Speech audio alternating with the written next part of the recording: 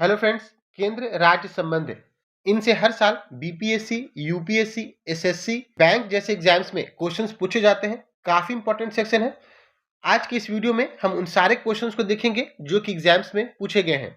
यहाँ पर काफी इंपॉर्टेंट है, याद रखना है कि केंद्र राज्य संबंध संविधान के किस भाग में आता है। तो याद रखना है भाग 11। कई बार पूछा गया है, काफी इंपॉर्टेंट है। पहले क्वेश्चन को देखते हैं। भारत की संघीय शासन प्रणाली किस देश के संविधान से प्रेरित है? यह लिया गया है कनाडा से। फ्रेंड्स, कई बार पूछा गया है, काफी इंपॉर्टेंट क्वेश्चन है। याद रखना है कि संघीय शासन प्रणाली किस देश के संविधान से लिया गया है? तो कनाडा से। नेक्स्ट क्वेश्चन है, किस सूची के विषयों पर केंद्र व राज्य सरकारें दोनों कानून बना सकती हैं? तो यह है समवर्ती सूची, कंकरेंट लिस्ट। ध्यान देना है, जो कंकरेंट लिस्ट है इस पे केंद्र और राज्य दोनों कानून बना सकती है, दोनों को अधिकार है। नेक्स्ट क्वेश्चन है, केंद्र राज्य संबंध किस अनुसूची में है? याद रखना है, यह 7वीं अनुसूची में है। और अगर पूछा जाए यह किस भाग में है? तो भाग 11 में। नेक्स्ट क्वेश्चन है, केंद्र राज्य संबंधों पर वर्ष 1969 में राज मन्नार समिति, फ्रेंड्स काफी फेमस समिति है, राज मन्नार समिति का गठन किस राज्य के द्वारा किया गया था? तो यह किया गया था तमिलनाडु के द्वारा। नेक्स्ट क्वेश्चन है, क्षेत्रीय परिषदों रीजनल काउंसिल्स का सृजन किसके माध्यम से किया गया? तो यह किया गया है संसदीय कानून के द्वारा। ध्यान देना है, संसदीय कानून के द्वारा। नेक्स्ट क्वेश्चन है, अंतरराज्यीय परिषद, काफी इंपॉर्टेंट क्वेश्चन है। इंटर स्टेट काउंसिल का उपबंध किस अनुच्छेद में किया गया है?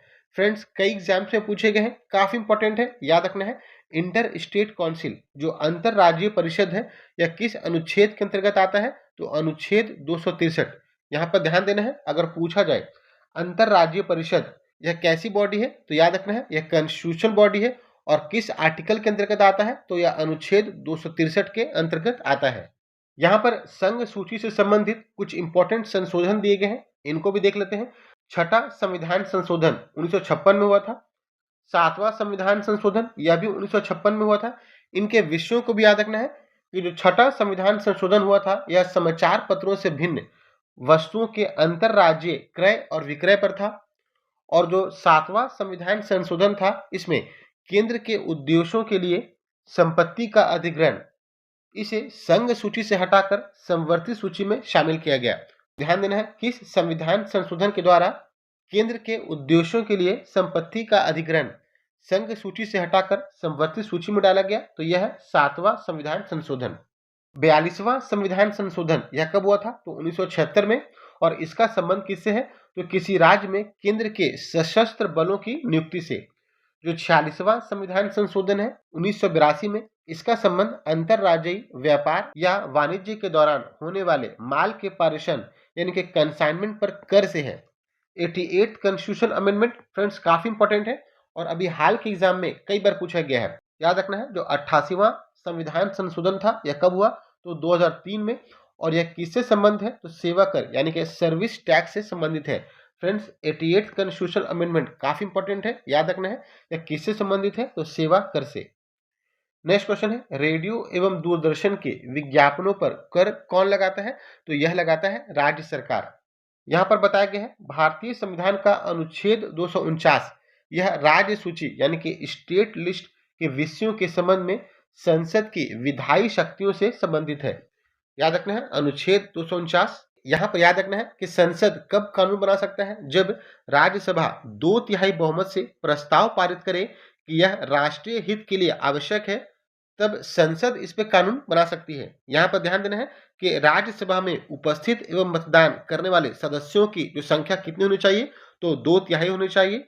और प्रस्ताव यह कब तक वैध होता है? तो 1 वर्ष तक वैध रहता है और इसे बार बार बढ़ाया जा सकता है और प्रत्येक बार 1 वर्ष के लिए ही बढ़ाया जा सकता है। तो काफी इंपॉर्टेंट है आर्टिकल 249। नेक्स्ट क्वेश्चन है, केंद्र तथा राज्यों के मध्य शक्तियों का विभाजन किस अनुच्छेद के अंतर्गत किया गया है? तो यह किया गया है अनुच्छेद 245 से अनुच्छेद 246 के अंतर्गत। फ्रेंड्स, सूची से क्वेश्चंस पूछे जाते हैं कि कौन से विषय संघ सूची के हैं, कौन से राज्य सूची के और कौन से समवर्ती सूची के। यहाँ पर जो संघीय कर है इनके बारे में बताया गया है। यह है आयकर, सीमा शुल्क, तंबाकू और अन्य वस्तुओं पर उत्पाद शुल्क, निगम कर यानी कि कॉरपोरेशन टैक्स, व्यक्तियों तथा कंपनियों की शक्तियों की पूंजी पर कर, यानी कि कृषि भूमि को छोड़कर जो कर लगाए जाते हैं वो किनके द्वारा है, तो ये संघीय कर है।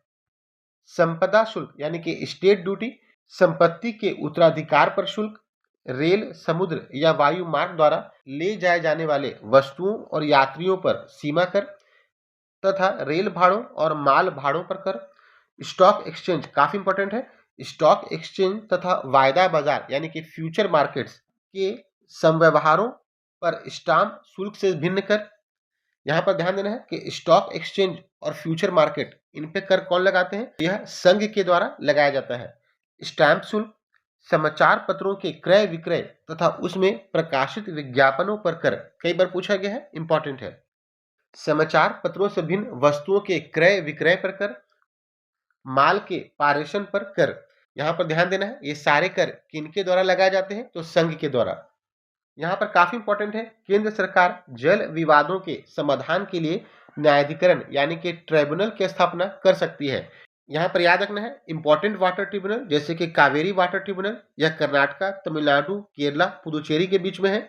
और कृष्णा वाटर ट्रिब्यूनल, यह महाराष्ट्र, कर्नाटका, आंध्र प्रदेश और तेलंगाना के बीच में है।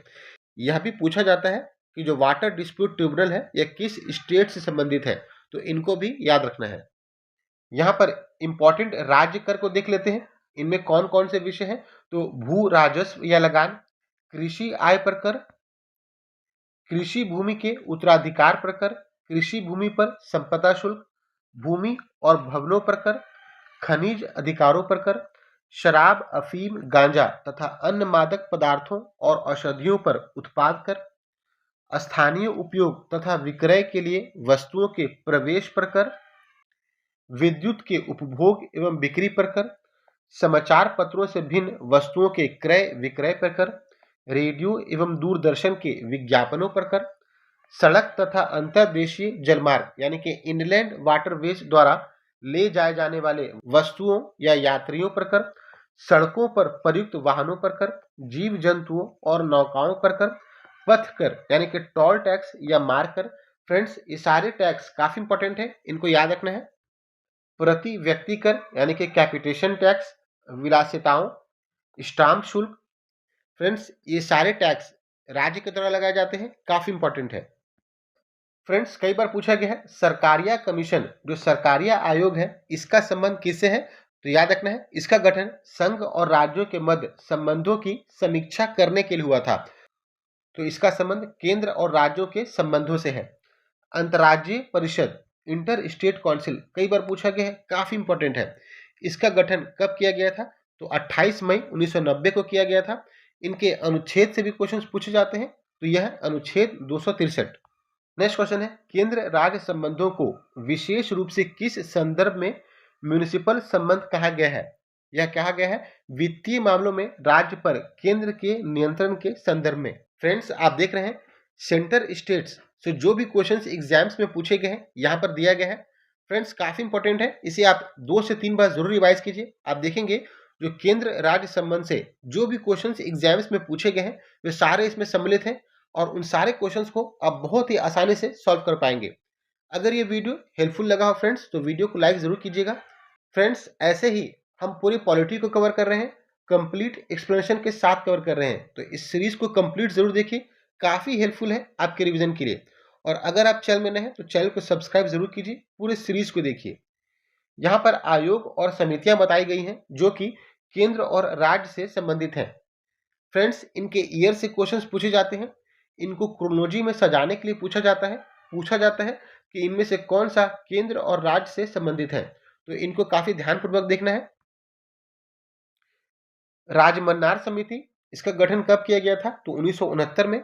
अध्यक्ष थे DPV मन्नार। सरकारिया आयोग 1983 में, इनके अध्यक्ष थे रंजीत सिंह सरकारिया। प्रशासनिक सुधार आयोग 1966 में मोरारजी देसाई की अध्यक्षता में। शीतलवाड़ समिति 1966 में MC शीतलवाड़ इसके अध्यक्ष थे। और पुंछी आयोग 2007 में, इसके अध्यक्ष थे मदन मोहन पुंछी। फ्रेंड्स इन्हें क्रोनोलॉजी में सजाने के लिए पूछा जाता है, काफी इंपॉर्टेंट है। यहाँ पर बताया गया है कि संसद नई अखिल भारतीय सेवा का सृजन कब कर सकती है, तो यह अनुच्छेद 312 के अंतर्गत राज्यसभा में उपस्थित और मतदान करने वाले सदस्यों के 2/3 बहुमत से पारित प्रस्ताव के बाद संसद जो है वो एक नई अखिल भारतीय सेवा का सृजन कर सकती है। तो यहाँ पर इंपॉर्टेंट है कि कौन सा अनुच्छेद है, तो अनुच्छेद 312, और इसे राज्यसभा में 2/3 बहुमत से पास करने के बाद ही किया जा सकता है। काफी इंपॉर्टेंट है, याद रखना है, नई अखिल भारतीय सेवा। नेक्स्ट क्वेश्चन है, भारतीय संविधान के किस भाग में केंद्र राज्य विधायी संबंधों का विवरण दिया गया है? तो यह दिया गया है भाग 11 में, कई बार पूछा गया है। नेक्स्ट क्वेश्चन है, जल संबंधी विवादों का न्याय निर्णय किस अनुच्छेद के अंतर्गत आता है? तो यह अनुच्छेद 262। यहाँ पर ध्यान देना है कि जो अंतरराज्यीय परिषद, इसकी अध्यक्षता कौन करते हैं? तो प्रधानमंत्री, और अगर प्रधानमंत्री अनुपस्थित हो तो उनकी गैरहाजिरी में कैबिनेट स्तर के मंत्री इसकी अध्यक्षता करते हैं। यहाँ पर ध्यान देना है कि अंतरराज्यीय परिषद, इसकी अध्यक्षता के लिए इन्हें राष्ट्रपति, इनसे कंफ्यूज नहीं करना है, या कौन करते हैं? तो प्रधानमंत्री। नेक्स्ट क्वेश्चन है, यह सुझाव किस समिति ने दिया कि राज्यपाल के प्रसाद पर्यंत राज्य मंत्रिपरिषद के पद धारित करने से संबंधित प्रावधान समाप्त कर दिया जाए? या किनके द्वारा किया गया था? तो राज मन्नार समिति के द्वारा। नेक्स्ट क्वेश्चन है, भारतीय संविधान में संघ और राज्यों के प्रशासनिक संबंधों का उल्लेख किस अनुच्छेद में किया गया है? तो यह किया गया है अनुच्छेद 256 से अनुच्छेद 263। यहाँ पर ध्यान देना है, प्रशासनिक संबंध पूछे गए हैं अनुच्छेद 256 से अनुच्छेद 263। अगर पूछा जाए लेजिस्लेटिव रिलेशन, तो यह होगा अनुच्छेद 245 से अनुच्छेद 255। इनके डिफरेंस को याद रखना है। यहाँ पर बताया गया है अंतरराज्यीय परिषद, अभी हमने देखा था इंटर स्टेट काउंसिल के गठन का प्रावधान किस अनुच्छेद में वर्णित है? तो यह अनुच्छेद 263 में। फ्रेंड्स, कई बार पूछा गया है, काफी इंपॉर्टेंट है। यहाँ पर बताया गया है अनुच्छेद 262 के अंतर्गत प्रदत्त शक्तियों के प्रयोग से संसद द्वारा नदी बोर्ड अधिनियम 1956 तथा अंतर्राज्यीय जल विवाद अधिनियम 1956 पारित किया गया।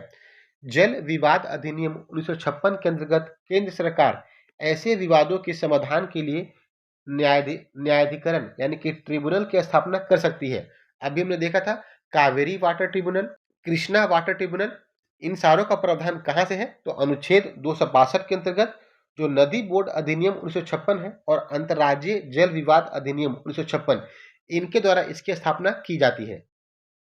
यहाँ पर ध्यान देना है, केंद्र सरकार द्वारा राज्यों को संचार साधनों के निर्माण एवं रख रखाव संबंधी निर्देश किस अनुच्छेद के अंतर्गत दिए गए हैं? तो यह दिए गए हैं अनुच्छेद 257 के अंतर्गत। फ्रेंड्स, पूछा गया है कि अंतरराज्यीय परिषद की जो प्रथम बैठक हुई थी 10 अक्टूबर 1990, यह किस प्रधानमंत्री की अध्यक्षता में की गई थी? तो यह की गई थी श्री विश्वनाथ प्रताप सिंह की अध्यक्षता में। फ्रेंड्स, पूछा गया क्वेश्चन है, इंपॉर्टेंट है। यहाँ पर संघ राज्य संबंध से जो इंपॉर्टेंट अनुच्छेद हैं, इनको दिखाया गया है। फ्रेंड्स, ये सारे अनुच्छेद काफी इंपॉर्टेंट है, इनको काफी ध्यानपूर्वक देखिए। पहले विधायी संबंधों को देखते हैं। अनुच्छेद 245, संसद और राज्य विधायिका द्वारा बनाए गए कानूनों का विस्तार। अनुच्छेद 246, संसद और राज्य विधायिका द्वारा बनाए गए विशेष मामलों के कानून। अनुच्छेद 247, कुछ निश्चित अतिरिक्त न्यायालयों के गठन हेतु संसद की शक्ति। अनुच्छेद 249 काफी इंपॉर्टेंट है, संसद द्वारा राष्ट्रहित में राज्य सूची के किसी विषय पर विधान के निर्माण हेतु राज्यसभा द्वारा पहल। अनुच्छेद 249 कई बार पूछा गया है। अनुच्छेद 250, आपातकाल के दौरान राज्य सूची के किसी विषय पर विधि निर्माण की संसद की शक्ति।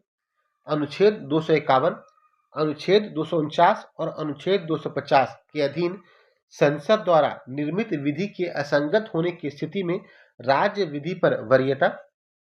अनुच्छेद 252, दो या दो से अधिक राज्यों के लिए उनकी सहमति से विधि बनाने की संसद की शक्ति।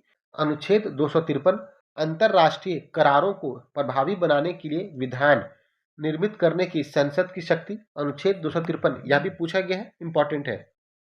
अनुच्छेद 254, संसद द्वारा बनाई गई विधियों और राज्य विधानमंडल द्वारा बनाई गई विधियों में असंगति की स्थिति में संसद द्वारा बनाई गई विधि प्रभावी।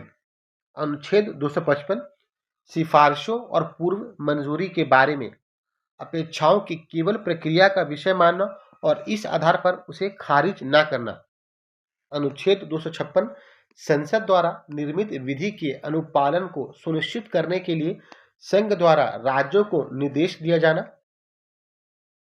अनुच्छेद 257 संघ की कार्यपालिका शक्ति के प्रयोग के साथ साथ राष्ट्रीय सामरिक महत्व के संचार साधनों के निर्माण और संरक्षण के संदर्भ में संघ की राज्य पर नियंत्रण। अनुच्छेद 258 कुछ मामलों में संघ द्वारा राज्यों को शक्ति प्रदान करने का संघ का अधिकार। अनुच्छेद 258 का राज्य द्वारा केंद्र को कार्य सौंपने की शक्ति। फ्रेंड्स, अनुच्छेद 258 का इंपॉर्टेंट है, पूछा गया है। फ्रेंड्स, ये सारे अनुच्छेद जो भी बताए गए हैं वो सारे इंपॉर्टेंट हैं और एग्जाम्स में पूछे गए हैं। इनको 2 से 3 बार जरूर रिवाइज कीजिए। अनुच्छेद 260 काफी इंपॉर्टेंट है, भारत से बाहर के क्षेत्रों के संबंध में संघ के अधिकार। अनुच्छेद 261 सार्वजनिक कार्य अभिलेख और न्यायिक कार्यवाही। अनुच्छेद 262 काफी इंपॉर्टेंट है, अंतरराज्यीय नदी जल विवादों के हल के लिए न्यायाधिकरण का गठन। और अनुच्छेद 263 हमने देखा था, काफी इंपॉर्टेंट है, अंतरराज्यीय परिषद का गठन। केंद्र और राज्य वित्तीय संबंध, यह भी काफी इंपॉर्टेंट है। अनुच्छेद 265 यह बताता है विधि के प्राधिकार के बिना करों का आरोपण नहीं किया जा सकता। अनुच्छेद 266 भारत और राज्यों की संचित निधियों और लोक लेखा। अनुच्छेद 267 आकस्मिकता निधि। अनुच्छेद 268 केंद्र द्वारा लगाए गए परंतु राज्यों द्वारा एकत्रित एवं विनियोजित कर।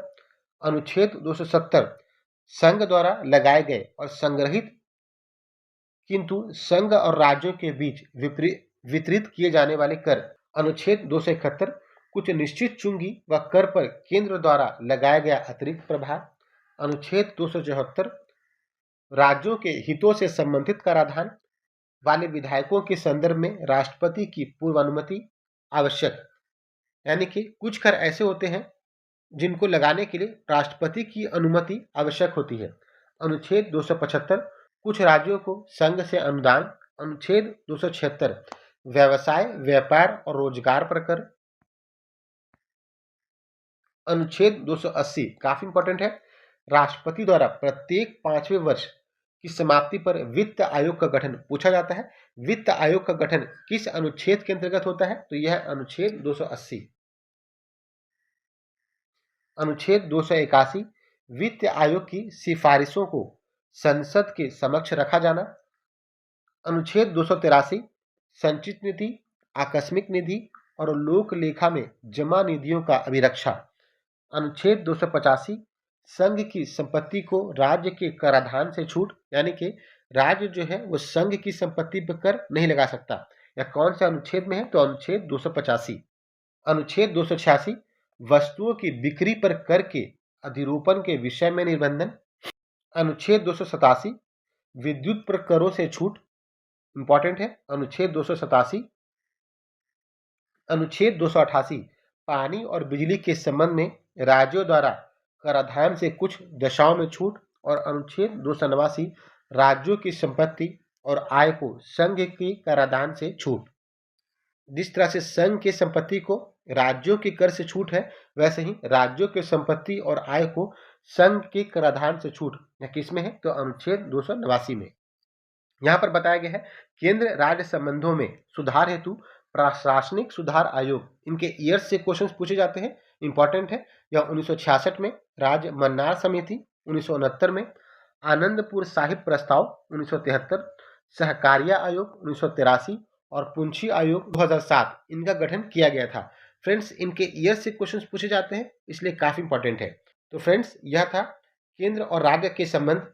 आपने देखा उन सारे पॉइंट्स को कवर किया गया है जो कि एग्जाम्स में पूछे गए हैं और काफी इंपॉर्टेंट है आपकी प्रिपरेशन में। फ्रेंड्स, ऐसे ही हम पूरे पॉलिटी को कवर कर रहे हैं, हमने प्रीवियस ईयर क्वेश्चंस को भी कवर किया है। तो आप इस पूरे सीरीज को देखिए। अगर ये वीडियो आपके लिए हेल्पफुल लगा हो तो वीडियो को लाइक जरूर कीजिए।